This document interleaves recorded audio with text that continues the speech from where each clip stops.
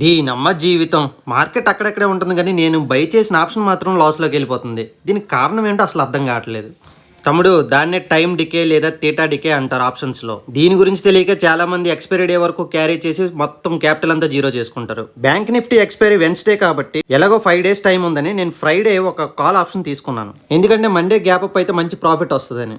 So Friday నేను ఆప్షన్ని 130 rupees కొన్నాను. స్ట్రైక్ ప్రైస్ వచ్చి 51,000 CE.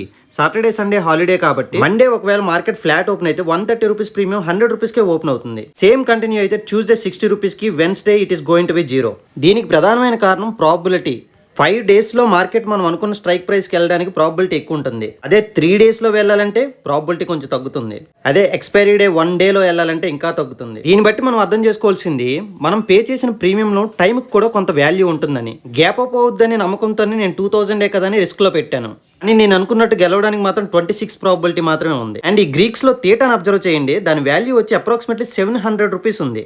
అంటే మనం పే చేసిన 2000 రూపీస్లో 700 రూపీస్ టైం వాల్యూ అనమాట. రోజులు గంటలు గడుస్తున్న కొద్దీ ప్రీమియం కూడా తగ్గుద్దని అర్థం. 5 days కాకుండా 12 days ఎక్స్పైరీ ఉన్న స్ట్రైక్ ని అబ్జర్వ్ చేయండి. దీని ప్రీమియం వాల్యూ 310 రూపీస్ ఉంది. అదే విధంగా 19 days ఎక్స్పైరీ డేస్ ఉన్న ప్రీమియం అబ్జర్వ్ చేయండి, 490 రూపీస్ ఉంది. అందుకే మనకి మంత్లీ ప్రీమియమ్స్ ఎక్కువ రేట్లోను, వీక్లీ ప్రీమియమ్స్ తక్కువ రేట్లోను, అండ్ ఎక్స్పైరీ డోర్ అయితే మరి 10 రూపీస్ 20 రూపీస్ కూడా దొరుకుతాయి. సో బయర్స్ ఎవరైనా ఎక్స్పైరీ డే వరకు క్యారీ చేయకుండా క్విక్ గా ప్రాఫిట్ తీసుకుని బయటకు వస్తే